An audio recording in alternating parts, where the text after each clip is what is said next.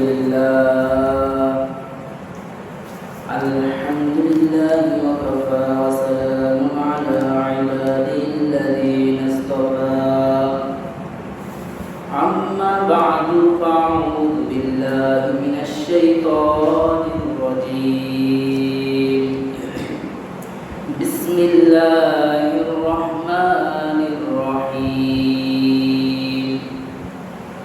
ثم لتسألن يومئذ عن النعيم قال رسول الله صلى الله عليه وسلم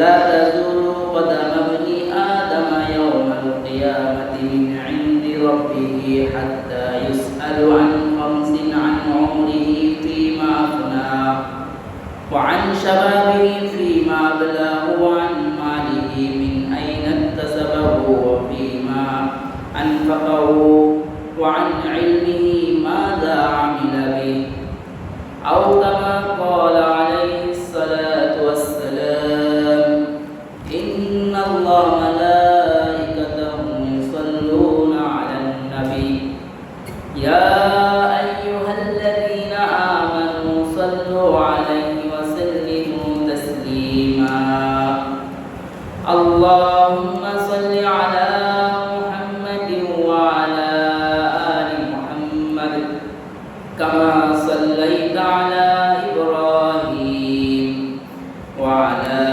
آل إبراهيم إنك حميد مجيد اللهم بارك على محمد وعلى آل محمد كما باركت على إبراهيم وعلى آل إبراهيم إنك حميد مجيد الحمد لله মহান আল্লাহ পাক রব্বুল আলামিনের দরবারে লাখ কোটি শুকরিয়া যে আল্লাহ পাক রব্বুল আলামিন আপনাকে আমাকে আল্লাহর মসজিদে জুমার নামাজের উদ্দেশ্যে আসার এবং বসার তৌফিক দান করেছে সেই বিশ্ব মালিক বিশ্ব প্রতিপালকের দরবারে শুকরিয়া আদায় করি বলি আলহামদুলিল্লাহ। সম্মানিত হাজিরিন, মানুষ সময় কাটাতে থাকে, কিছু সময় গেলে তার পিছনের সময়ের জন্য সবসময় আফসোস করে। অনেক সময় কোনো কাজ করে ফেলে এরপরে বলে এই কাজটা কেন করলাম, এরকম একটা আফসোস মানুষের ভিতর থাকে। আর সেই ধারাবাহিকতায় আল্লাহ রাসূল সাল্লাল্লাহু আলাইহি ওয়াসাল্লাম হাদিস বলেন যে কিয়ামতের দিন 5টি জিনিস আছে, এই 5টি জিনিসের হিসাব না দিয়ে বনি আদমের পা এক কদমও নড়তে পারবে না। আবার অন্যত্র হাদিসে আল্লাহ রাসূল সাল্লাল্লাহু আলাইহি ওয়াসাল্লাম বলে যে 5টি জিনিস আসার আগে 5 জিনিসের কদর করো, 5 জিনিস গনিমত মনে করো। অর্থাৎ আল্লাহ রাসূল বলে ক্বালা রাসূলুল্লাহ সাল্লাল্লাহু আলাইহি ওয়াসাল্লাম ইগতানিম খামসান ক্বাবলা খামসিন শাবাবাকা ক্বাবলা হারামিকা ওয়া সিহহাতাকা ক্বাবলা সাকামিক ওয়া গিনাকা ক্বাবলা ফাকারিক ওয়া ফারাগাকা ক্বাবলা শুগুলিক ওয়া হায়াতাকা ক্বাবলা মাউতিক। আল্লাহ রাসূল এই হাদিসে বলে 5টি বিষয়ের পূর্বে গনিমত মনে করো। তার ভিতরে একটি হলো তোমার যৌবনকালকে বার্ধক্যের পূর্বে, তোমার সুস্থতাকে অসুস্থতার পূর্বে, তোমার সচ্ছলতাকে দারিদ্র্যের পূর্বে, তোমার অবসরকে ব্যস্ততার পূর্বে এবং তোমার জীবনকে মৃত্যুর পূর্বে। অর্থাৎ 5টি বিষয় যেমন বলা হয়েছে যৌবনকে বার্ধক্যের পূর্বে, যৌবন আছে বৃদ্ধ হওয়ার আগে এটার কদর করতে বলছে। আর অন্য হাদিসে বলে ক্বালা রাসূলুল্লাহ সাল্লাল্লাহু আলাইহি ওয়াসাল্লাম লা তাজুলু কদামা ইবনি আদম ইয়াওমাল কিয়ামাতি মিন ইনদি রাব্বিহি হাত্তা ইউসআলু আন খামসিন আন উমরিহি ফীমা আফনা ওয়া আন শাবাবিহি ফীমা আবলা ওয়া আন মালিহি মিন আইনা ইকতাসাবাহু ওয়া ফীমা আনফাকা ওয়া আন ইলমিহি মাযা আমিলা বিহি। আল্লাহ রাসূল সাল্লাল্লাহু আলাইহি ওয়াসাল্লাম বলে কিয়ামতের দিন কোন মানুষ আল্লাহর সামনে থেকে যেতে পারবে না যতক্ষণ না তাকে 5টি বিষয়ে জিজ্ঞাসা করা হবে। 5টি প্রশ্ন করা হবে। 5টি প্রশ্নের উত্তর দেওয়ার পরে বনি আদমের পা নড়বে, এর আগে নড়তে পারবে না। বলা হয় প্রথম প্রশ্ন করা হবে তার জীবন কোথায় ব্যয় করছে। আল্লাহ পাক আমাদেরকে দুনিয়ায় পাঠাইছে, একটা জীবন দান করেছে। হাসরের ময়দান যেদিন হবে, হাসরের ময়দানে তারা প্রায় বলবে, আল্লাহ এ আমার বান্দা, আমি তোমাকে একটা জীবন দান করেছিলাম, তোমাকে একটা জীবন দিয়ে দুনিয়ায় পাঠিয়েছিলাম। আমার দেওয়া জীবন, আমার দেওয়া যে তোমার রূহ, আমি যে তোমাকে একটা দুনিয়ায় হায়াত দিয়েছিলাম, এটা কোন কাজে তুমি ব্যয় করেছো? আমার ইবাদতের কাজ লাগাইছো নাকি শয়তানের কাজে লাগাইছো? অযথা সময় কতটুকু নষ্ট করেছো? প্রত্যেকটার হিসাব দিতে হবে। কয় ওয়াক্ত নামাজ পড়েছেন, কয় ওয়াক্ত নামাজ পড়েন নাই, 30 রোজা কয় রোজা রাখছেন, কয় রোজা রাখেন নাই, প্রত্যেকটা হিসাব দিতে হবে। হজ খরচ হয়েছিল কয়টা, করছেন কয়টা, কত টাকা যাকাত হয়েছিল, কত টাকা যাকাত দিয়েছেন, প্রত্যেকটা হিসাব দিতে হবে। টোটাল রোজা একটা আপনাকে হায়াত দেওয়া হয়েছে, 60 বছর, 70 বছর, 80 বছর হায়াত পাইলেন।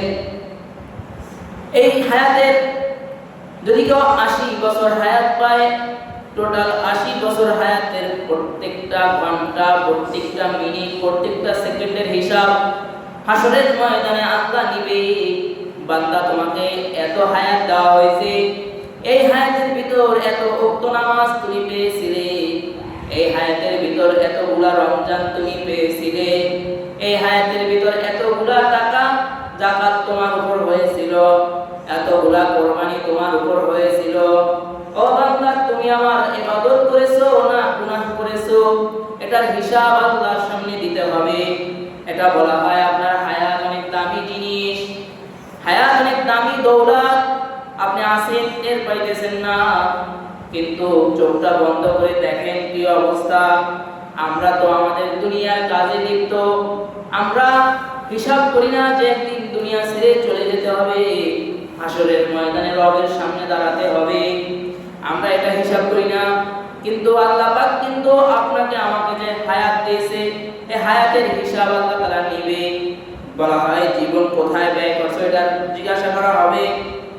তখন আপনাকে হিসাব দিতে হবে, আপনি কয় মিনিট ইবাদত করেছেন, কত মিনিট আল্লাহ আল্লাহ জিকির করেছেন, কত মিনিট কোরআন তেলাওয়াত করেছেন, কত খতম কোরআন তেলাওয়াত করেছেন, কত রাকাত নফল নামাজ পড়েছেন, কত রাকাত নফল নামাজ ছেড়ে দিয়েছেন, কত রাকাত ফরজ নামাজ পড়েন নাই, কতদিন ফজরের নামাজ পড়েন নাই, কতদিন জোহরের নামাজ পড়েন নাই, কতদিন নামাজ পড়ছেন, কতদিন তাকবীরে উলার সহিত নামাজ পড়েছেন, কতদিন তাকবীরে উলার সাথে জামাতে নামাজ আদায় করতে পারেন নাই, কাজা করেছেন। প্রত্যেকটা জিনিসের হিসাব হাসরের ময়দানে দিতে হবে। দ্বিতীয় প্রশ্ন করা হবে যে তোমাকে আমি যৌবন দিয়েছি, যৌবন কোন কাজে ব্যয় করেছো? যৌবন নষ্ট কাজে ব্যবহার করেছো না ভালো কাজে ব্যবহার করেছো? যুবকদের ইবাদতের অনেক মূল্য, যৌবনের অনেক দাম। বলা হয় যুবক বয়সে যদি কেউ ইবাদত করতে থাকে আর যদি সফলতা অর্জন করতে পারে, কঠিন বিচারের দিন হাসরের ময়দানে আল্লাহ তাআলা আরশের বিষয় যুবককে ছায়া দিবে। অর্থাৎ যুবক বয়সের অনেক মূল্য। এজন্যই তো দেখবেন যেখানে যুবকরা আছে ওখানে মানুষ ভয় পায়। যেই নেতার সাথে যুবক আছে ওই নেতা ভয় পায় না, যেই নেতার বিরুদ্ধে যুবকরা দাঁড়ায় যায় ওই নেতা ভয় পায়। দুনিয়ার দিকে তাকাইলে যদি আপনার যুবকরা এত দামি হয় যে এখানে যুবকের সংখ্যা বেশি, এজন্য এই ভয় পায়, আর ওইখানে যুবকের সংখ্যা নাই এজন্য এই ভয় পায়। অর্থাৎ যুবকদের অনেক মূল্য যেমন দুনিয়ায় আছে, যুবকদের অনেক দাম যেমন দুনিয়ায় আছে। আপনি হাঁটলে আপনার পিছনে যদি 5 জন যুবক হাঁটে, 10 জন যুবক হাঁটে, আপনি মনে করেন আমার আর ভয় কিসের, আমি তো 10 জন যুবক নিয়ে হাঁটতেছি, ওরা খুব শক্তিশালী। আর যখন যুবক না থাকে তখন মানুষ রাজনীতি করতেও ভয় পায় যে আমাকে কে রাজনীতিতে আমাকে ভোট দিবে, কে আমার সঙ্গ দিবে। আমার পিছে তো যুবক নাই, অর্থাৎ যুবকদের যেমন দুনিয়ায় দাম আছে, হাসরের ময়দানেও যুবকদের দাম আছে, যুবকদের ইবাদতেও দাম আছে। প্রত্যেকটা যুবককে, প্রত্যেকটা লোককে প্রশ্ন করা হবে হাসরের ময়দানে। কিন্তু কোনো মানুষ জান্নাতে যাবে বুড়া হয়ে যাবে না, দাড়ি পাকা চুল পাকা লোক কিন্তু জান্নাতে যাবে না। প্রত্যেকটা মানুষকে যুবক বানায় তারপরে জান্নাতে নেওয়া হবে। অর্থাৎ যেহেতু যুবক বানায় জান্নাতে নিবে, আপনি যুবক বয়সে কি কাজ করেছেন? আপনি যুবক বয়সে অবৈধ সিনেমা দেখেছেন, নাটক দেখেছেন, সময় নষ্ট করেছেন না? যুবক বয়সে আল্লাহর দরবারে সিজদা দিয়েছেন, কয় ওয়াক্ত নামাজ পড়েছেন, কি করেছেন? প্রত্যেকটা জিনিসের হিসাব হাসরের ময়দানে দেওয়া লাগবে। আপনি যুবক বয়সে আপনার যৌবন কোথায় নষ্ট করেছেন আর হালাল কামে লাগাইছেন? যুবক বয়সের যৌবনকে আপনি আগানে বাগানে পার্কে গিয়া নষ্ট করেছেন, বিভিন্ন অবৈধ মহিলার সাথে, অবৈধ মেয়েদের সাথে শারীরিক সম্পর্ক করে যুবক চরিত্র নষ্ট করেছে না? যুবক বয়সে রবের সামনে দাঁড়ায় নামাজ পড়েছে, তার হিসাব আল্লাহর কাছে দেওয়া লাগবে। আল্লাহ প্রশ্ন করবে, বান্দা তোমাকে আমি একটা যৌবন নামক দৌলত দিয়েছিলাম, বলো না বান্দা তুমি আমার যৌবনকে কোন কাজে লাগাইছো? বর্তমানে যদি তাকানো যায়, ভালো মানুষ, ভালো সন্তান, এই কিছুদিন আগে একটা ছেলের মানিব্যাগ ধরলাম, দেখি মানিব্যাগের ভিতর চিঠি লেখা। এক মেয়ে চিঠি দিছে, এই প্রিয় অমুক, আপনি সেদিন ব্যথা পাইছিলেন, আমি অনেক ব্যথা পাইছি, আপনি পড়ে গিয়ে ব্যথা পাইছিলেন। আবার কিছুদিন পরে যুবকের মানিব্যাগ ধরলে, যুবকের মানিব্যাগ থেকে নিজের লেখা, মানে ওই যে চিঠি পাঠাইছে এটার রিপ্লাই দিতেছে ইংরেজিতে। অর্থাৎ সেই সন্তানটাকে যদি আপনাদের সামনে দাঁড়া করাই বলবেন তো খুব ভালো একটা ভদ্র ছেলে, অথচ ক্লাস 7-8 পরে এই হলো আমাদের অবস্থা। যেটা যুবক এই যে লিখছে, ইংরেজি চিঠি লিখছে, বাংলা চিঠি লিখছে, এগুলার হিসাব দেওয়া লাগবে। কারণ আপনাকে যৌবন দিয়েছে, আপনি যৌবনকে কোন কাজে লাগাইছেন? রবের সামনে নামাজে দাঁড়াইছেন, 5 ওয়াক্ত নামাজ জামাতের সাথে আদায় করছেন, নাকি আপনাকে নামাজে ডাকলে বলতেন হুজুর এখনো বয়স হয় নাই, সবাই মাত্র 20 বছর বয়স, মাত্র 18 বছর বয়স হয়েছে, মাত্র 15 বছর বয়স হয়েছে, সবাই মাত্র 22 বছর বয়স হয়েছে, এখন পর্যন্ত বিবাহ শাদী করলাম না, মুরব্বী হয়ে লই তারপরে নামাজ পড়বনি, এই কথা বলে। মুরব্বী হয়ে নেই তারপরে নামাজ পড়বনি, বয়সটা এখনো বাকি আছে। কে বলছে আপনার বয়স বাকি আছে? আজ নামাজ পড়তেন, কালকে তো নাও পড়তে পারেন। এখন জুমার নামাজ পড়তে আসছেন, জীবিত বাড়িতে যাইবেন কিনা, গ্যারান্টি আছে নাকি? অথচ যুবকদেরকে ইবাদতের কথা বললে বলে বয়স হয় নাই, সাথে মা বাবা যারা আছে এরাও সমর্থন করে, সন্তানটা ছোট মানুষ তো আরো কিছুদিন যাক তারপরে ইবাদত করবে নি, আরো কিছু বয়স যাক তারপরে আমার সন্তান ইবাদত করবে। এই জন্য দেখবেন এই যে মা বাবা ছেড়ে দিছে, হাল ছেড়ে দেওয়ার কারণে অধিকাংশ যুবক নষ্ট হয়ে যাইতেছে, কিন্তু মা বাবা কোনো ভূমিকা পালন করতেছে না। যৌবনকে কোন কাজে লাগাইছে? যৌবনকে পরকিয়া কইরা ধরা খাওয়ার পরে বলছেন ডাকাতি হয়েছে, এই যে এইগুলা অর্জন করছেন না কি করছেন? এটা তো আপনাদের এলাকার ঘটনাই, যে এই যে পরকিয়া কইরা ধরা খাইলো, এরপরে বললো যে ডাকাতি হয়েছে, ডাকাত করতে আসছে।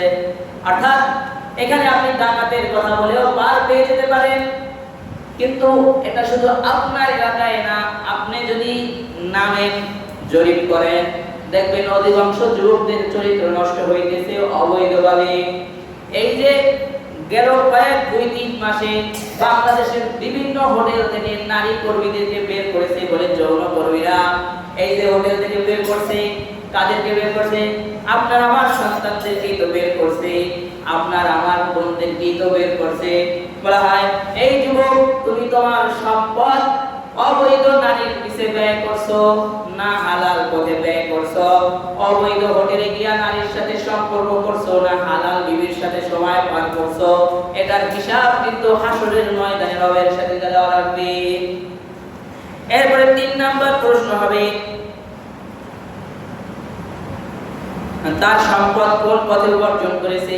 আমরা মানুষ ইনকাম করি, আমাদের রিজিক আমরা উপার্জন করি।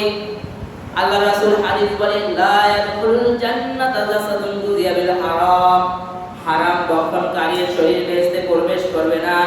অর্থাৎ আপনাকে আমাকে একটা শক্তি দেওয়া হয়েছে, একটা সামর্থ্য দেওয়া হয়েছে, আপনি আমি রিজিক উপার্জন করতেছি, কোন পথে উপার্জন করতেছি? বড় ভাই হয়ে ছোট ভাইয়ের উপর শক্তি খাটায়া এরপরে তার সম্পদ ভক্ষণ করেছি কিনা? আমি অনেক ক্ষমতাশীল লোক অন্য দুর্বল লোককে ঠকায়া তারপরে তার সম্পদ ভক্ষণ করছি কিনা, এটার হিসাব দেওয়া লাগবে। অর্থাৎ আপনি হালাল পথে উপার্জন করেছেন না হারাম পথে উপার্জন করেছেন? আপনি যে অর্থ উপার্জন করতেছেন, অনেক সময় অনেকে আবার বলে শুধু হালাল হালাল বলে একটু তো মাইনাস না করলে হয় না, তাই আমি কি করব? আমি শুধু মসজিদে বসে জিকির করব না জঙ্গলে বসে জিকির করব না? আল্লাহর কোরআন বলে ফাইদা কুরিয়াতিস সালাহ ফান্তাশিরু ফিল্লাহ, অর্থাৎ নামাজ পড়া হয়ে গেছে, বান্দা জমিনে ছড়িয়ে যাও, তোমার রিজিক তালাশ করো। আল্লাহ কিন্তু কোরআনে বলে দিয়েছে, অর্থাৎ আপনাকে পয়সা শুধু এই পয়সা কি বলে লাঠি ঠ্যাঙ্গা নিয়ে বসে থাকে, এরপরে নিজের বড় বাবা দাবি করে, এরপরে বলে অমুক বাবা তমুক বাবা, লেংটা বাবা, সাদা বাবা, সালা বাবা, শীতল বাবা, বিভিন্ন বাবার আমদানি কিন্তু আমাদের দেশে আছে। এই সমস্ত বইগুলি ইসলামের শিক্ষা দেয় নাই, এই সমস্ত বইগুলি আপনাকে পড়তে বলে নাই। আপনাকে বলা হয়েছে, কোরআন বলছে ফাইদা কুরিয়াতিস সালাহ ফান্তাশিরু ফিল্লাহ, অর্থাৎ নামাজ পড়া হয়ে গেছে, নামাজ আদায় করা হয়ে গেছে, বান্দা জমিনে ছড়িয়ে পড়ো, তোমার রিজিক তুমি তালাশ করো। আপনি কয় টাকা ইনকাম করতেছেন হায়াতের জীবনে? 60 বছর 70 বছর যে কয় বছর জীবিত থাকবেন, এই যে একটা বয়স, এই বয়সে কত টাকা ইনকাম করলেন, কত টাকা উপার্জন করলেন, কয়তলা বাড়ি বানাইলেন, কয়তলা বিল্ডিং বানাইলেন, টিনের ঘর বানাইলেন, কতগুলা ঘর বানাইলেন, কতগুলা জমি আপনি দখলে নিলেন, কতগুলা জমি আপনি কিনলেন, ক্রয় করলেন, প্রত্যেকটা সম্পদের হিসাব হাসরের ময়দানে দেওয়া লাগবে। একটা দানাও অবৈধভাবে উপার্জন করছেন কিনা এটার হিসাবও দেওয়া লাগবে। আবার একটা দানা যদি কোন আপনার মূল কথা হলো একটা চাল, একটা টাকার হিসাবও বাকি থাকবে না।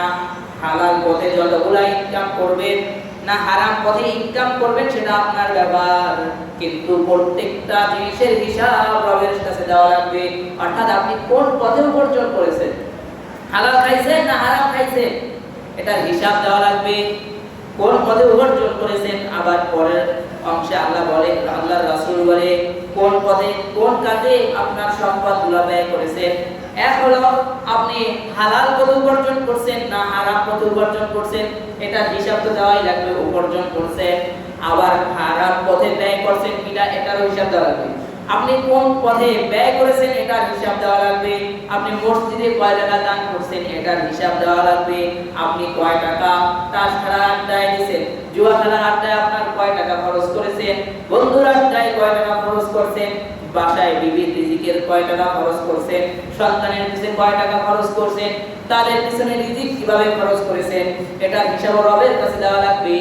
কত টাকা অবৈধ নারীর পিছে খরচ করছেন এটার হিসাব দেওয়া লাগবে। আমাদের সময় এখন এমন একটা সময় হয়ে গেছে, ঘরের বিবির পিছে টাকা খরচ করে না, কিন্তু অবৈধ নারীর পিছে আর একজনের বউর পিছে টাকা খরচ করে গিয়া। এটা এখন বর্তমানে চলতেছে, যে শুধু বলে পরকীয়া পরকীয়া, হয়তো আপনার আমার চোখে পড়ে না, কিন্তু সমাজে এমন একটা অবস্থা হয়েছে যে পরকীয়াটা দিন যত যাইতেছে এটা বাড়তেছে। আর এই পরকীয়া বাড়ার মূল কারণ হলো যে স্ত্রী এই স্বামীর সংসারে আছে, এই মহিলা এখান থেকে সাপোর্ট পাইতেছে না, পথ না পাইয়া আর একজনের একটু দেখাইছে, এই বেটা তোর স্বামী ধরে 100 টাকার নোট দেয়, এই দেখ আমার কাছে 500 টাকার নোট আছে, বাস। এই বিভিন্ন কারণে এই পরকীয়াগুলো বাড়তেছে। আর এই পরকীয়া বাড়ার কারণ হলো, এই পরকীয়া যত বাড়বে, জিনা ব্যভিচার বাড়বে, বলা হয় আমরা যত গুনাহ আবিষ্কার করব আল্লাহ আমাদেরকে তত আযাব, নতুন গজব আমাদেরকে দিবে। বলা হয় কোন পথে ব্যয় করছেন, বলা হয় ভাই মসজিদে কাজ চলতেছে বা মাদ্রাসায় কাজ চলতেছে, মসজিদে দান করেন, তখন আপনার পকেট থেকে ছোট নোট বের হয়। অথচ যদি বলা হয় অমুক জায়গায় গানের আড্ডা হবে, এলাকায় বিশাল মঞ্চ বানানো হবে, মমতাজের মতো শিল্পী আনা হবে, তাহলে পকেট থেকে বড় নোটটা বাইর করে দিয়েছেন, এটার হিসাব দেওয়া লাগবে। এটার হিসাব দেওয়া লাগবে।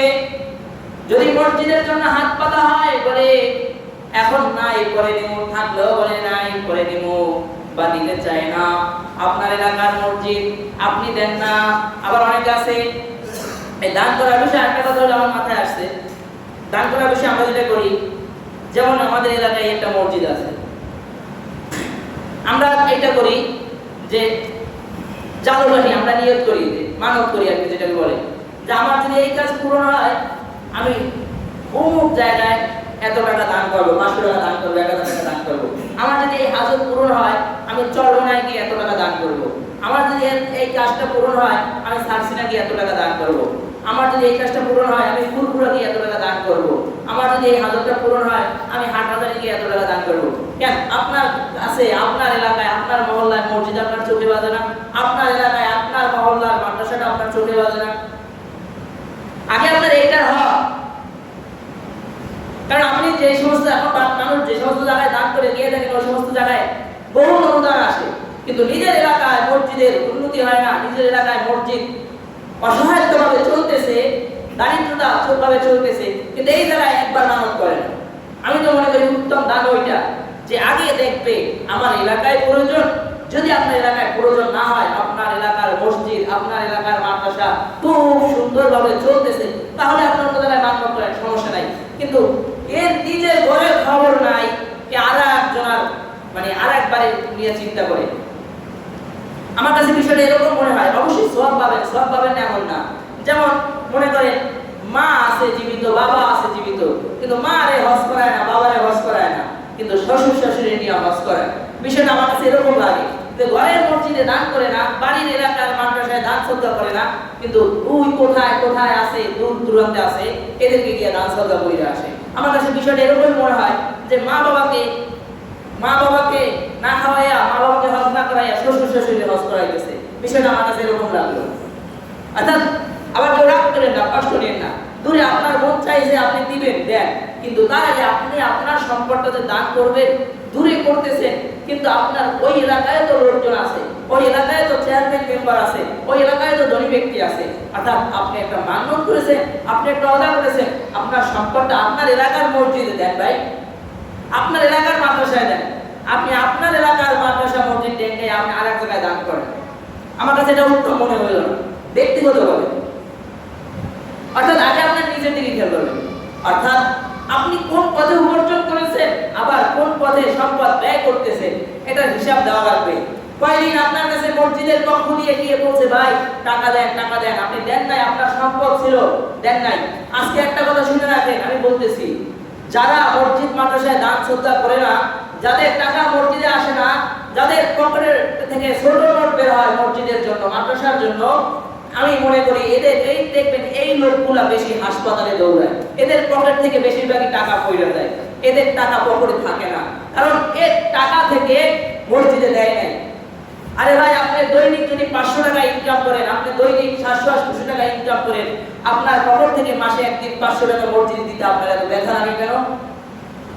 অথচ আল্লাহর রাসূল বলে কেউ 1 টাকা দান করলো মসজিদে, হাসরের ময়দানে যে 1 টাকা মসজিদে দান করছে, এই মসজিদে 1 টাকা দান করে না, জান্নাতে একটা বাড়ি নির্মাণ করছে। সুবহানাল্লাহ বলেন। কিন্তু আজ আমরা এই দিকে কৃপণতা করতেছি, মসজিদ মাদ্রাসায় দান করার বেলা আমরা নাই। আমরা মসজিদ মাদ্রাসায় দান করলে এই ব্যাপারে নাই, আমরা অমুক জায়গায়। আবার আরেকটা জিনিস বলে অমুক পীর সাহেবকে এত টাকা দেয়, অমুক পীর সাহেবকে এত টাকা দেয়, অথচ তার মসজিদের ইমাম সাহেব, তার এলাকার মাদ্রাসার শিক্ষক, মাদ্রাসার মুহতামিম একে 2 টাকা হাদিয়া দেয় না, একে 100 টাকা হাদিয়া দেয় না, কিন্তু দেন দেয়া গিয়া এরপরে আরেক বাড়ির আরেক এলাকার আরেক দেশের মাদ্রাসার হুজুরকে দিয়ে হাদিয়া দেয়। কোন জামানায় আসছি আমরা? অর্থাৎ দান সদকা করবেন যারা করেন, এটা খেয়াল করবেন আগে যে আপনার এলাকার ইমাম সাহেবের প্রয়োজন বেশি, আপনার এলাকার যে মাদ্রাসা আছে সেই মাদ্রাসার শিক্ষকের এটা প্রয়োজন বেশি, আপনার এলাকায় মসজিদের টাকাটা দরকার বেশি। আবার মনে করেন না যে হুজুরে মনে হয় এই হাতিয়ে নেওয়ার জন্য বলছে, এর জন্য বলি নাই, আপনি আপনার বিবেক অনুযায়ী তালাশ করে দিবেন যে আপনার ইমাম সাহেবের দরকার না আরেক ওই যে সারসিনা চরবনাই দূরে দূরে দিয়ে দান করেন, 100 টাকা 200 টাকা ভাড়া দিয়ে এরপরে গিয়ে দান করে আসে মসজিদ মাদ্রাসায়। এই দূর দূরান্তে দরকার বেশি না আপনার এলাকার আপনার মহল্লার মসজিদ মাদ্রাসার প্রয়োজন বেশি? এইটা আগে দেখবেন, এরপরে দান সদকা করবেন। অর্থাৎ সম্পদ আসছে, সম্পদ দিছে, আল্লাহ দেওয়া সম্পদ, আল্লাহ আপনাকে সম্পদের মালিক বানাইছে, অথচ মসজিদ মানুষের দান করার বেলা আমরা কি কোনটা করি, তখন দেখি বের কইরা এরপরে সবচেয়ে কোন ছোট লোকটা আছে সেটা দেওয়া যায় কিনা, আমরা এটা করি। অথচ আপনাকে সম্পদ দান করছে আল্লাহ।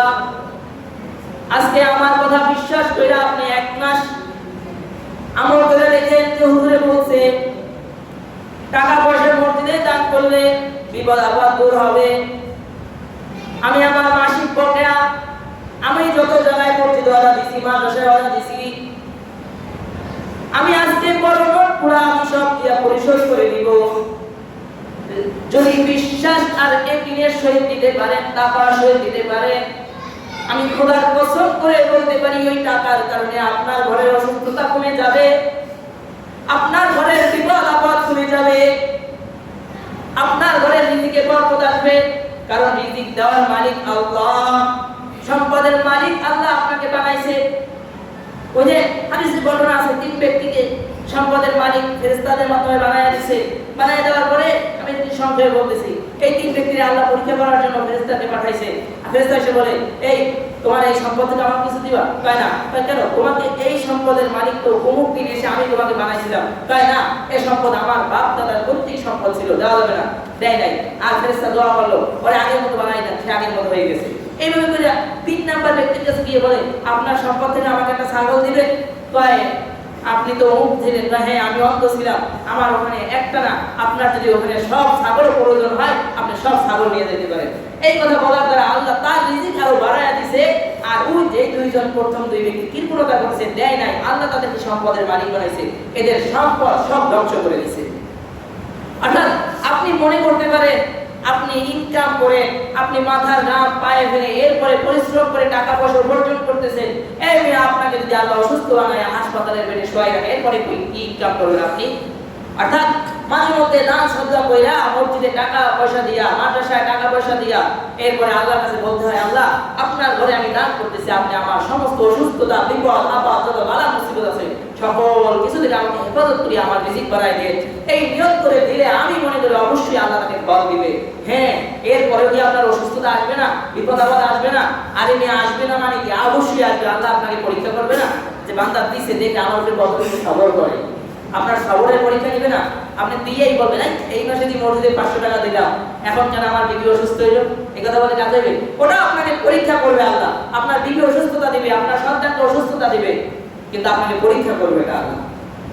কিন্তু দিয়ে দেখে যে তুলনামূলকভাবে আপনার আগের চেয়ে বিপদ আপদ আরো কমে যাবে, তুলনামূলকভাবে আপনার রিজিক আরো বৃদ্ধি হবে। অর্থাৎ কোন পথে সম্পদ আয় করছে আর কোন পথে ব্যয় করছে, হারাম ভাবে অন্যকে ঠগায় আয় করে সম্পদ আয় করছে, এটার হিসাব দেওয়া লাগবে আসলের বাজারে। আবার হালাল ইনকাম করছে কিন্তু হারাম পথে ব্যয় করছেন, অবৈধভাবে হোটেলে গিয়ে নারীদের সাথে কাটাইছেন, এই সম্পদগুলো নষ্ট করছেন, এগুলোর হিসাব কিন্তু দেওয়া লাগবে। এই কথাটা আমি এমনি এমনি বলি নাই। আপনি গেল 2-3 মাসের টিভি নিউজ দেখেন, আমার কথা যদি কারো খারাপ লাগে আপনি টিভি নিউজ দেখেন যে বিভিন্ন জায়গায় হোটেলে রেড করার পরে নারী পুরুষ ধরা হয়েছে। এই পুরুষগুলা তাদের টাকা, হালাল টাকা, এরপরে অবৈধভাবে নারীদের সাথে দিয়া তার যৌন চাহিদা পূরণ করে এরপরে এই টাকাগুলো খরচ করতেছে, এটার হিসাব দেওয়া লাগবে। এই যে যুবক, এই যে যৌবন, এই যৌবনের জন্যই তো ওখানে গিয়ে টাকা খরচ করতেছে, এইটার হিসাব দেওয়া লাগবে। যৌবনেরও হিসাব দেওয়া লাগবে, আবার এই যে হোটেলে গিয়া কি করছে এটার হিসাব দেওয়া লাগবে। এরপরে বলা হয় আপনাকে, শেষে বলা হয় যে ইলম দেওয়া হয়েছে, ইলম অর্জন করেছে, সে অনুযায়ী কি আমল করছে। এই ধরেন আজ আমার এই জুমার মাধ্যমে 1 বছর পূর্ণ হলো এই মসজিদে। আমি গেল বছর আগস্ট মাসের 1 তারিখ এখানে জুমা শুরু করছি, আজ জুলাই মাসের 31 তারিখ, অর্থাৎ 1 বছর পরিপূর্ণ হলো। এই 1 বছরে আপনাদেরকে তো বিভিন্ন বিষয়ে আলোচনা শোনানো হয়েছে, তার মানে আপনাদেরও কিছু ইলম অর্জন হয়েছে। এর আগে মসজিদের মসজিদ স্থাপনা থেকে তৈরি নির্মাণ হওয়ার থেকে যত ওলামায়ে কেরাম এখানে আলোচনা করছে, তার মানে আপনারা এই যে ইলমগুলো অর্জন করছেন, এই যে দীর্ঘদিনের ইলমগুলো অর্জন করছেন, আলোচনাগুলো শুনছেন, এই যে আপনাকে জ্ঞান দেওয়া হয়েছে, হাসরের ময়দানে আল্লাহ বলবে বান্দা তোমাকে এই জ্ঞান দেওয়া হয়েছিল, অমুক হুজুরের জবান থেকে তোমাকে এই কথা শোনানো হয়েছিল, ও আমার বান্দা তোমাকে যে ইলম দেওয়া হয়েছে ইলম অনুযায়ী কতটুকু আমল করছো। ওলামায়ে কেরাম আপনাকে শুনাইছে, এটা হালাল, এটা হারাম, এটা বৈধ, এটা অবৈধ, এটা আল্লাহর কাজ, এটা শয়তানের কাজ, এটা রাসূলের কাজ, এটা শয়তানের কাজ, এটা কোরআনের কাজ, এটা শয়তানের কাজ। আপনাকে শোনানো হয়েছে, আমাদের পড়ানো অনেক কিছু জানানো হয়েছে, কিন্তু আপনি এখান থেকে শুনে ওখান থেকে বাইরে আপনি যেই লাও সেই কদু হয়ে গেছে, এর হিসাব আপনাকে দেওয়া লাগবে যে কতটুকু আলোচনা শুনছেন, কি কি শুনছেন। অনেকে তো বাইরে গিয়ে নাম্বার দেয়। আমার আগে এক মসজিদে মুসল্লি ছিল, এই মিয়াখালী বাইরে নাম্বার দিত। আজকের আলোচনাটা ভালো হয়েছে, আজকের আলোচনাটা ফাটাফাটি, এক একদিন এক এক মন্তব্য করতো, আমার কানে আসতো। তো বাইরে গিয়ে আমরা বিভিন্ন জায়গায় হুজুরদের নসিহত শুনিয়া এরপরে মাহফিল থেকে আইসা বলি বিশেষ বক্তার বয়ানটা ভালো হয়েছে, প্রধান বক্তার সুরটা ভালো হয় নাই। আমরা এমন মার্কেট করে থাকি, আরে মিয়া সুর ভালো হয়েছে না কি ভালো হয়েছে এটা তো আপনারা দেখতে বলে নাই, ওখানে কি বলছে, কোন হুজুর কি বলছে, আর আপনি কয়টা কথা শুনছেন, এইগুলো আমল করতে বলা হয়েছে। অর্থাৎ ওই যে শুনছেন, আপনি তো মার্কেট নাম্বার দিছেন, এই বিশেষ বক্তা 50 পাইছে, প্রধান বক্তা 20 পাইছে, নাম্বার দিছেন, কিন্তু আপনার এই নাম্বার দেওয়া পর্যন্তই শেষ নয়। নাম্বার দেওয়া পর্যন্ত কি শেষ না, আসরের মধ্যে ওই যে শুনছেন না, ওগুলা হিসাব দিতে হবে আসরের ময়দানে। কি শুনছেন আর কি আমল করছেন। খালি মনে করছেন যে মাদ্রাসায় বললি হুজুররা আলেম হয়েছে এদের কি আমল করতে হবে না, আপনি যে শুনছেন আপনার যে জ্ঞান সঠিক আছে, আপনি তো মাজনুন না, আপনি পাগল না। আপনি কি পাগল? আপনি চিনছেন এটা 1000 টাকার নোট, এটা 500 টাকার নোট, এটা 200 টাকার নোট, এটা চিনছেন আপনি। আপনি কিসের পাগল? অর্থাৎ আপনাকে একটা জ্ঞান দেওয়া আছে, আপনি একটা ইলমওয়ালা, আপনার জ্ঞানটা একটা ইলম, আপনাকে জ্ঞানের জন্য আপনাকে হিসাব দিতে হবে যে বান্দা কি জানছো। হুজুরে বলছিল নামাজ পড়া ফরজ, কিন্তু আপনি আযান দিলে মসজিদের সামনে দিয়ে দৌড় দিচ্ছেন, নামাজে আসেন নাই, এটা হিসাব দিতে হবে। হুজুরে বলেছিল হালাল খাইতে হবে, হারাম খাইতে পারবেন না, কিন্তু আপনি চিন্তা করছেন হারাম না খাইয়ে কি উপায় আছে, ঘরে 5টা সন্তান, এদের খাইয়ে কি, এই জন্য আপনি পুরো করে হারাম খাইছেন, এগুলো হিসাব দিতে হবে। অর্থাৎ আপনাদের 5টা জিনিসের হিসাবের মধ্যে এটা একটা জিনিস যে আপনি কি কি শুনছেন, কি কি জানছেন আর কি আমল করছেন, সেই অনুযায়ী আপনাকে হিসাব দিতে হবে। অন্য হাদিসে আল্লাহ রাসূল বলে 5টি জিনিসকে মানে 5টি জিনিস আসার আগে 5টি জিনিসকে কদর করো। যেমন তোমার যৌবনকালকে, বৃদ্ধ হওয়ার আগে যৌবনকালকে কদর করতে বলছে। আমরা তো জিজ্ঞাসা করলে বলি ভাই নামাজ পড়েন না কেন, আপনি না বলবো শক্তিশালী মানুষ নিয়ে আসেন, মসজিদে আসেন, তার এখন পর্যন্ত বয়স হয় নাই, আবার মাত্র 20 বছর বয়স হয়েছে, 25 বছর বয়স হয়েছে, 40 বছর হোক, 50 বছর হোক, এরপরে নামাজ পড়বো নি, আমরা এই হিসাব করি। এরপরে বলা হয় সুস্থতাকে, অসুস্থতা আসার আগে আপনি যে সুস্থ আছেন এটার কদর করতে বলা হয়েছে। বা কিভাবে করবেন, কিন্তু আমরা যখন সুস্থ থাকি তখন ইবাদত করি না, যখন শরীর পরিপূর্ণ সুস্থ, যখন বড় ধরনের কোনো অঘটন ঘটে, অ্যাক্সিডেন্ট ঘটে, বড় একটা বিপদ আপদ হয়, হাসপাতালে বেডে শুয়ে থাকে, আহারে এখন থাকলে তো নামাজটা পড়তে পারতাম, তুই মানে হাসপাতালের বেডে বই এর আফসোস আর শেষ হয় না, খুব নামাজি তখন, আরে এখন একটু কোরআন তেলাওয়াত করতে পারতাম। আবার কিছু কিছু খবিস আছে, এগুলা মনে করেন যে এক সাইড স্টপ করে যদি লাগিয়েও যায়, এরপর আলাদা হাত দিয়ে রিমোট দিবে, চ্যানেল পাল্টায়, অবৈধ হিন্দি সিনেমা দেখে, এগুলা যায় না, অভ্যাস যায় না, অভ্যাস হয়ে গেছে তো। আবার কিছু মানুষ আছে যুবক বয়সে ইবাদত করবে, যারা যুবক বয়সে ইবাদত করবে, বৃদ্ধ হওয়ার পরে যখন অসুস্থতার কারণে, শারীরিক গঠন পরিবর্তন হওয়ার কারণে যখন ইবাদত করতে পারবে না, তখন আল্লাহ ওই যে যুবক বয়সে তাকবীরে উল্লাস সহিত নামাজ পড়ছে, বৃদ্ধ হওয়ার পরে যখন নামাজটা জামাতে পড়তে পারে নাই, শুয়ে শুয়ে পড়ছে অসুস্থতার কারণে, সুস্থ অবস্থায় নামাজ পড়ছে, অসুস্থ অবস্থায় পড়তে পারে নাই, আল্লাহ ফেরেশতাকে বলবে আমার অমুক বান্দা কি নামাজ পড়ছে? ফেরেশতা বলবে না, পড়ে নাই। বলবে কেন পড়ে নাই? বলে বৃদ্ধ হয়ে গেছে, অসুস্থতার কারণে পড়তে পারে নাই। আল্লাহ বলবে যুবক বয়সে নামাজ পড়ছিল? বা ফেরেশতা বলবে হ্যাঁ যুবক বয়সে নামাজ পড়ছিল। তখন বলবে আমার এই বান্দার আমলনামায় এই নামাজের সওয়াব দিয়ে দাও, কারণ আমার বান্দা সুস্থ থাকলেও এখন মসজিদে গিয়ে নামাজ পড়তো। সুবহানাল্লাহ। অর্থাৎ যুবক বয়সে এবং অসুস্থতা না থাকলে, সুস্থ থাকলে এই অবস্থায় ইবাদত যাগুলো করবেন, এটা আপনি যদি বৃদ্ধ অবস্থায় শুয়েও থাকেন, অসুস্থতার কারণে উঠতে পারেন না, লড়তে পারেন না, বিছানায় পায়খানা প্রসাব করে, এই অবস্থায় আল্লাহ তাআলা আপনাকে এই সওয়াবগুলো দান করবে। কিন্তু আমরা সেই সময়কে কাজে লাগাই না, আমরা গুনাহ করি, তার মানে ওই গুনাহগুলোও আপনাকে দেওয়া হইবে, দিবে না যদিও, কিন্তু ধরে নেন দিয়ে দিবে। এরপরে সচ্ছলতাকে দরিদ্রতার করবে, মানে আপনি এখন সচ্ছল আছেন, আপনার এখন টাকা পয়সা আছে, অর্থাৎ আপনার এখন টাকা পয়সা আছে, আপনি চিন্তা করেন আরে এখন তো 7 তলা বিল্ডিং বানাইছি, আরো 7 তলা বানাইলই, এরপরে দান সদকা করবো, এরপরে দেখবো এলাকায় কে গরিব আছে, এরপরে দিব, আমরা এই চিন্তা করি। কিন্তু আপনি এখন সুস্থ আছেন, এখন আপনি দান সদকা করবেন, এখন আপনি বাড়ায় বাড়ায় দান করবেন, আল্লাহ আপনার দান সদকা বাড়ায় দিবে। হয়তো যে কোনো কারণে আপনি দরিদ্র হয়ে যেতে পারেন, হয় না? এরকম বিভিন্ন ঘটনা দেখছি যে বলে আমার সম্পদ কম ছিল না, আমি 5তলা বিল্ডিং এর মালিক ছিলাম, আমি 4তলা বিল্ডিং এর মালিক ছিলাম, তাহলে খয়রাত করেন কেন, ভিক্ষা করেন কেন? বিভিন্ন ভালো ভালো মানুষ যখন ভিক্ষা করে এদেরকে প্রশ্ন করলে এরা বলে যে আমার বিবির ক্যান্সার হয়েছে, আমার সন্তান একটা অসুস্থ হইয়া ক্যান্সার হয়েছে, ডায়াবেটিস হয়েছে, বিভিন্ন রোগের কথা বলে। তারপরে দাদা আপনার কি হয়েছে? আমি আমার বাড়ি বিটা যা আছিল সব বিক্রি কইরা এরপর আমি আমার বিবির চিকিৎসা করাইছি, আমার সন্তানের চিকিৎসা করছি। বলে বিবি সুস্থ হয়েছে? বলে না, মারা গেছে। অর্থাৎ বিবি তো গেছে, সন্তান সম্পদ যা ছিল সব নিয়ে গেছে। সম্পদ নিয়ে গেছে বলতে কি, মানে তার কিছু খরচ হয়ে গেছে, ব্যয় হয়ে গেছে।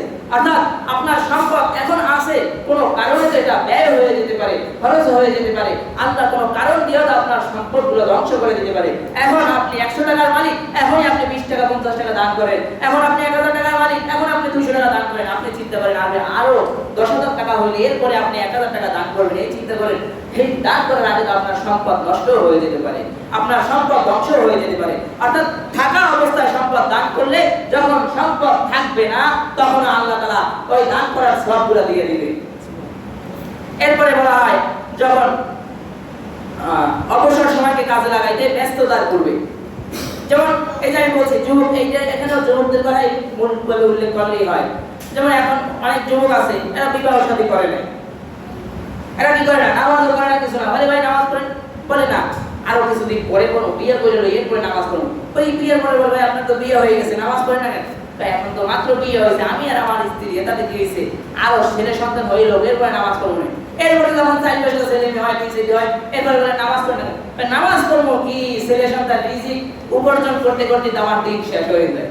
অর্থাৎ আপনি অবসর একটা সময় ছিল, আপনার ব্যস্ততা ছিল না, আপনি খুব সুন্দর স্বাধীনভাবে ছিলেন। আপনি যদি সারা দিনও মসজিদে বসে থাকতেন, আপনার চিন্তা ছিল না, আপনি তো বাপের হোটেলে খাইতেছিলেন, কিন্তু আপনার চিন্তা ছিল না ইবাদত করলে। কিন্তু আপনি এমন একটা সময় আপনি বলছেন যে ইবাদত করবেন, তখন আপনার চাইলেও আপনি মসজিদে বসে 20 মিনিট জিকির করার সময় পাবেন না। এমন যেন মনে হবে যে 20 মিনিট বাইরে একটা খ্যাপ মারলে বা বাইরে একটু সময় দিলে আমার 20 টাকা উপার্জন হবে, আমার 100 টাকা উপার্জন হবে, এটা মনে হবে।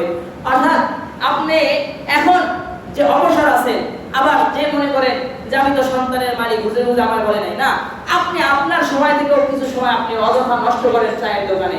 আপনি এই সময় নষ্ট না করে আপনি এই সময়টা জিকিরে কাজে লাগান, আপনি এই সময়টা কোরআন তিলাওয়াতে কাজে লাগান, আপনি এই সময়টা ইবাদতে কাজে লাগান। অর্থাৎ বলা হয় আপনি যখন সময় ইবাদতে কাজে লাগাইতে পারবেন না আপনার ব্যস্ততার কারণে, অবসর সময় ইবাদত করেছেন, তো ব্যস্ততার সময় ওই ইবাদতের সবগুলো আল্লাহ রাসূল আল্লাহ আপনাকে দিয়ে দিবে। আর এই কথাই আল্লাহ রাসূল হাদিসে বলে। অর্থাৎ 5 জিনিসের হিসাব হাসরের ময়দানে দিতে হবে। আমরা যারা মনে করি আমরা গরিব, আমরা অসহায়, আমাদের তো বাইরে থাকতেই হবে, সবচেয়ে বিষয় হলো যারা গরিব থাকবে দুনিয়ায়, যাদের অভাব থাকবে, এরা হাসরের ময়দানে 500 বছর আগে জান্নাতে যাবে ধনীদের তুলনায়। অর্থাৎ বলা হয় কেন গরিবরা আগে জান্নাতে যাবে? গরিবরা এই কারণে আগে জান্নাতে যাবে কারণ তাদের তো হিসাব নিকাশ কম, সম্পদ কম না, কম সম্পদের কারণে হিসাবটাও তাড়াতাড়ি হইবে, আগে জান্নাতে চলে যাবে। কারণ ডাক্তারের কাছে গেলে যখন 5টা রোগ নিয়ে যায়, মাথা ব্যথা, পেট ব্যথা, পিঠ ব্যথা, দাঁত ব্যথা, পাও ব্যথা, মানে বিভিন্ন ব্যথা, কোমর ব্যথা, এই বিভিন্ন ব্যথা, এগুলোর ওষুধ দিতে লিখতেও তো সময় লাগে, এগুলো ট্রিটমেন্ট করতেও সময় লাগে। বলে কোমর এক্সরে করেন, দাঁত এক্সরে করেন, এক একটা এক্সরে করতে সময় লাগে। আর যখন একটা রোগ নিয়ে যায় যে আমার শুধু মাথা ব্যথা, তার কি আর সময় লাগে? যেমন ডাক্তারের কাছে কম রোগ নিয়ে গেলে সময় কম লাগে, ঠিক সেরকমের হাসরের ময়দানে সম্পদ যাদের কম, দুনিয়ায় যারা আফসোস করে না কান্দে, হাসরের ময়দানে এরা 500 বছর আগে জান্নাতে চলে যাবে। সুবহানাল্লাহ। অর্থাৎ আমার আলোচনা ছিল, আপনাকে কিন্তু জিজ্ঞাসা করা হবে সুম্মা লাতুসআলুন্না ইয়াওমাইযিন আনিন নাঈম। আল্লাহ সেদিন যে তোমাদের আল্লাহর দেওয়া যে নিয়ামত আপনাকে দেওয়া হয়েছে, এই নিয়ামতগুলো সম্পর্কে জিজ্ঞাসা করা হবে। আপনি আপনার আপনার কি বলে, আল্লাহ আপনাকে একটা জীবন দান করেছে, হায়াত দিয়েছে, এই হায়াত সম্পর্কে আপনাকে জিজ্ঞাসা করা হবে, প্রশ্ন করা হবে যে কোন কাজে আপনি এই হায়াত ব্যয় করেছেন। আপনাকে যৌবন দেওয়া হয়েছে, মানে যে না আপনাকে উল্টাপাল্টাভাবে সব জায়গায় যৌবন ব্যয় করতে হবে, এটার জন্য না মিয়া। যৌবন শুধু একমাত্র এই যৌবনের হক আপনার হালাল স্ত্রী, কোন হারাম স্ত্রী নয়, কোন হারাম মহিলা নয়। যারা মনে করেন নামাজি, মুত্তাকি, পরহেজগার, এখন তো আমাদের সময় এরকম আসছে, বলে হুজুর আমাকে অমুক মেয়ে চিঠি দিয়েছে, বলে সে মাদ্রাসায় পড়ে, বলে সে এত নামাজি, সে পর্দা করে। আরে কিসের পর্দা করে? যে অবৈধভাবে চিঠি লিখতে পারে, অবৈধভাবে প্রেমের প্রস্তাব পাঠাতে পারে, এটা তো কোনো নামাজি নয়, এটা মুত্তাকিও। নামাজ পড়তে পারে, পর্দা করতে পারে, কিন্তু পর্দার ভিতরে হলো শয়তানি ভরা।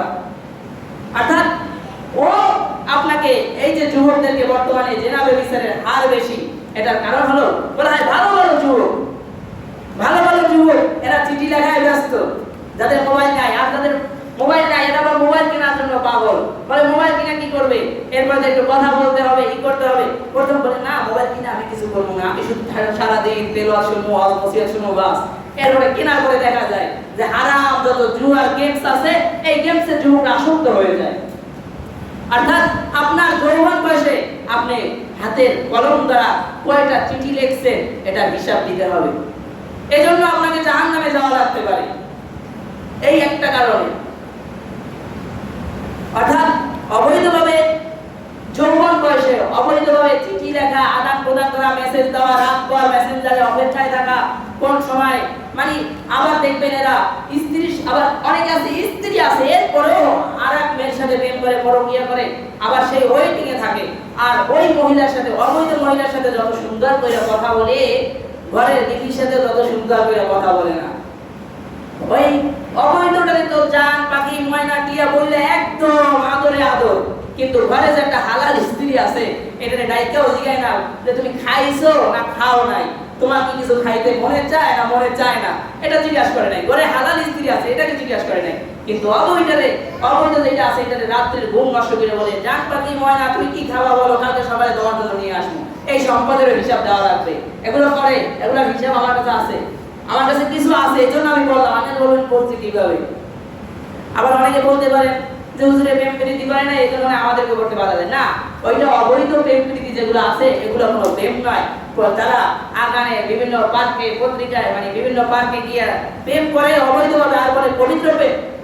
পবিত্র প্রেম হবে একমাত্র হালাল স্ত্রীর সাথে, পবিত্র প্রেম হবে সন্তানের সাথে, পবিত্র প্রেম হবে মা সন্তানের ভালোবাসা, পবিত্র প্রেম হবে বাবা সন্তানের ভালোবাসা, পবিত্র প্রেম হবে মুহাম্মাদুর রাসূলুল্লাহ সাল্লাল্লাহু আলাইহি ওয়াসাল্লামের উম্মতের ভালোবাসা, পবিত্র প্রেম তো হবে রব্বুল আলামিনের সাথে বান্দার ভালোবাসা। এটাই হলো পবিত্র প্রেম। এছাড়া দুনিয়ায় বিবাহ ছাড়া যেগুলো হয়, এগুলো কোনো পবিত্র প্রেম না, এগুলো সব নষ্টামি আর বেহায়াপনা আর অবৈধতা, এছাড়া কিছু না। বলতে পারেন ছেলেটা নামাজি, মেয়েটা নামাজি, না, ওর নামাজ দিয়ে কি আপনি দুইয়া পানি খাইবেন না? একটা কাছে এটাই জিনিসটা ভালো না। অর্থাৎ আপনার যৌবনের বয়সের ইবাদত, আপনার যৌবন আপনাকে যে দিয়েছে এটা হিসাব দিতে হবে। সম্পদ কোন পথে উপার্জন করছেন হিসাব দিতে হবে। আবার হালাল ভাবে উপার্জন করছেন না হারাম ভাবে উপার্জন করছেন, এটার হিসাব তো দিতেই হবে। হালাল ভাবে উপার্জন করে হারাম পথে ব্যয় করছেন কিনা এটার হিসাবও দিতে হবে। এবং যে ইলম অর্জন করেছেন, যা কিছু জানছেন, শুনছেন, শিখছেন, এটা অনুযায়ী কতটুকু আমল করেছেন এটার হিসাবও দিতে হবে। আল্লাহ তাআলা যে কথাগুলো বললাম, এই কথাগুলো আমাদেরকে আমল করার তৌফিক দান করুন। আর এই 5 প্রশ্নের উত্তর যখন সহজভাবে দিতে পারবেন, ডান হাতে আমলনামা আসবে, ডান হাতে আমলনামা আসলে জান্নাতে যেতে সহজ হবে, বাম হাতে আমলনামা আসলে জাহান্নামে যাওয়া সহজ হবে। অর্থাৎ আপনার সিদ্ধান্ত আপনার কাছে। যে কথাগুলো বলা হইল আল্লাহ তাআলা আমাদেরকে আমল করার তৌফিক দান করুন। আমিন। আখির দাওয়ানা আলহামদুলিল্লাহি রাব্বিল আলামিন।